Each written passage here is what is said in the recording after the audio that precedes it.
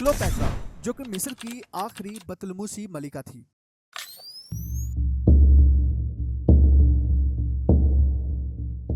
जो ना सिर्फ अपने हुस्न बल्कि अपने रोमांटिक रिलेशनशिप्स की वजह से भी मशहूर थी। अपने दौर में उसने अपने भाइयों से शादी की और आखिरकार ऐसा क्या हुआ कि उसने खुद को एक जहरीले सांप से डसवा कर खुदकुशी कर ली।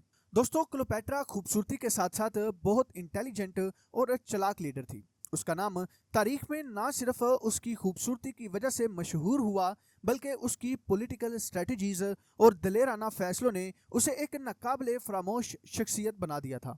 मिस्र के तख्त पर कब्जा करने के लिए उसने वो कदम उठाए जो शायद किसी और के लिए मुमकिन भी ना थे।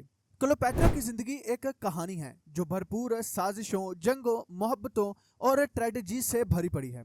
वो ना सिर्फ अपने मुल्क की तकदीर बदलने के लिए लड़ती रही बल्कि रोम की ताकतवर शख्सियात जैसे जूलियस सीजर और मार्क एंटोनी के साथ अपने रोमांटिक रिलेशनशिप्स को भी अपनी हुकूमती हिकमत अमली का हिस्सा बना चुकी थी।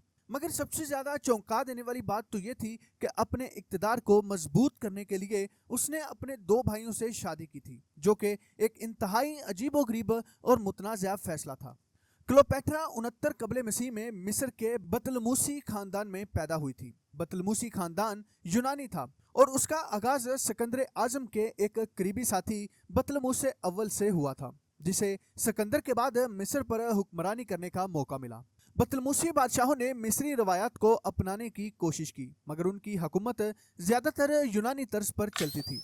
क्लोपेट्रा इसी शाही खानदान में पैदा हुई थी, लेकिन उसने खुद को सिर्फ एक आम हुक्मरान नहीं बल्कि एक ताकतवर और इंटेलिजेंट लीडर के तौर पर साबित किया।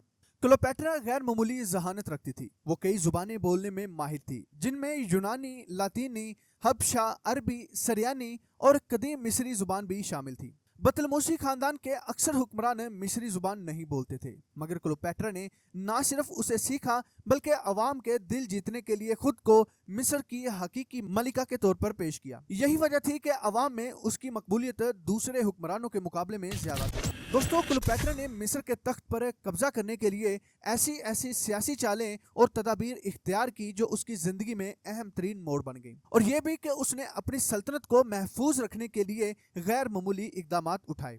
क्लोपेट्रा का मिस्र के तख्त पर कब्जा हासिल करने का सफर आसान नहीं था। उसकी सियासी हिकमत अमलियों का आगाज उसके अपने ही भाइयों से हुआ। क्लोपेट्रा की अपने भाइयों से शादी एक रवायती और सियासी कदम था जो कदीम मिस्री हुक्मरान खानदानों में आम था। बतलमूसी खानदान में ये रिवाज था कि भाई बहन आपस में शादी करें ताकि शाही खून खालिस रहे और तख्त पर उनके खानदान का ही कब्जा बरकरार रहे। जब क्लोपेट्रा के बाप बतलमूस 12 का 51 कबले मसीह में इंतकाल हुआ तो उसने अपनी वसीयत में क्लोपेट्रा और उसके 10 साला भाई बतलमूस 13 को मुश्तरका हुक्मरान मुकर्रर किया।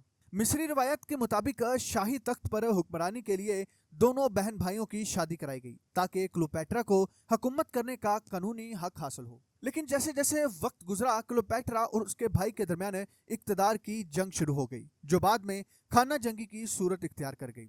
जल्द ही क्लोपेट्रा को दरबार से बेदखल कर दिया गया और उसे मिस्र छोड़कर शाम में पनाह लेना पड़ी। ताहम क्लोपेट्रा ने हार नहीं मानी और अपनी फौज तैयार करना शुरू कर दी ताकि तख्त दोबारा हासिल कर सके। 48 कबले मसीह में जब रोमी जनरल जूलियस सीजर मिस्र आया तो क्लोपेट्रा ने उससे मदद हासिल करने का फैसला किया। क्लोपेट्रा जानती थी कि अगर वो सीजर को अपनी हमायत में कर ले तो वो अपने भाई को हरा कर मुकम्मल इक्तदार हासिल कर सकती है। रवायत के मुताबिक क्लोपेट्रा ने सीजर से खुफिया मुलाकात के लिए एक होशियार चाल चली। वो खुद को एक कलीन में लपेट कर सीजर के महल में पेश हो गई। जब कलीन खोला गया तो सीजर क्लोपेट्रा की जहानत और खूबसूरती से मुतासिर हुआ और उसका साथ देने के लिए तैयार हो गया। सीजर ने क्लोपेट्रा की हमायत का ऐलान कर दिया, जिसके नतीजे में मिस्र में खाना जंगी छिड़ गई। बिलाखिर 47 कबले मसीह में सीजर की मदद से क्लोपेट्रा अपने भाई बतलमूस 13 को हराने में कामयाब हो गई, जो दरियाए नील में फरार होने की कोशिश के दौरान डूब कर मर गया। बतलमूस 13 की मौत के बाद क्लोपेट्रा ने बतलमूसी रवायत के मुताबिक अपने दूसरे भाई बतलमूस 14 से शादी कर ली, जो उस वक्त सिर्फ 12 या 13 साल का था। ताहम ये शादी महज एक रस्मी और सियासी कदम था, क्योंकि क्लोपेट्रा मुकम्मल तौर पर अपने हाथ में रखना चाहती थी। क्लोपेट्रा और जूलियस सीजर के दरमियान करीबी तल्लुकात कायम हो चुके थे और उनका एक बेटा सीजरीन भी पैदा हो चुका था। اس لیے کلوپیٹرا چاہتی تھی کہ اس کا بیٹا سیزرین مصر کا وارث بنے۔ 43 قبل مسیح میں کلوپیٹرا نے مبینہ طور پر اپنے بھائی بطلموس 14 کو زہر دے کر مار دیا تاکہ اس کا بیٹا سیزرین باضابطہ طور پر مصر کا حکمران بن سکے۔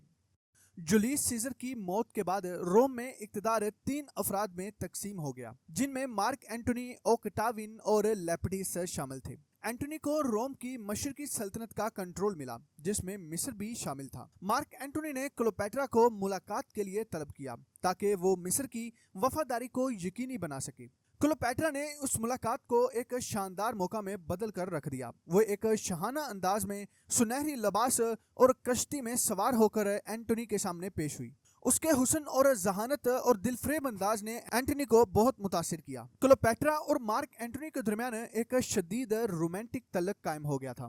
اینٹونی نے روم کی سیاست کو پش پشت ڈال کر کلوپیٹرا کے ساتھ زیادہ وقت گزارنا شروع کر دیا۔ 36 قبل مسیح میں کلوپیٹرا نے اینٹونی سے شادی کر لی، حالانکہ وہ پہلے سے روم میں شادی شدہ تھا۔ ایک بیٹا الیگزینڈر ہیلوئیسو اور جڑواں بچے کلوپیٹرا سیلین اور بطلموس فلادلفس تھے۔ دوستو، مارک اینٹونی اور کلوپیٹرا کا روم میں ایک بڑا دشمن بھی تھا جس کا نام اوکٹاوین تھا، جو جولیس سیزر کا گود لیا ہوا بیٹا اور قانونی وارث تھا۔ اوکٹاوین نے کلوپیٹرا کے ساتھ اینٹونی کے تعلقات کو روم کے لیے خطرہ قرار دیا اور 31 قبل مسیح میں ان کے خلاف جنگ چھیڑ دی۔ جنگ میں اوکٹاوین کی بحری فوج نے اینٹونی اور کلوپیٹرا کی فوج کو ہرا دیا۔ اس کے بعد اینٹونی اور کلوپیٹرا مصر واپس چلے گئے، جہاں اینٹونی نے خودکشی کر لی کیونکہ اسے غلط اطلاع ملی کہ کلوپیٹرا مر چکی ہے۔ کلوپیٹرا نے اوکٹاوین کے سامنے ہار ماننے کی بجائے خود کو ایک زہریلے سانپ سے ڈسوا کر خودکشی کر لی۔ اس کی موت کے بعد مصر کو رومی سلطنت میں شامل کر لیا گیا اور اس طرح بطلموسی خاندان کا خاتمہ ہو گیا۔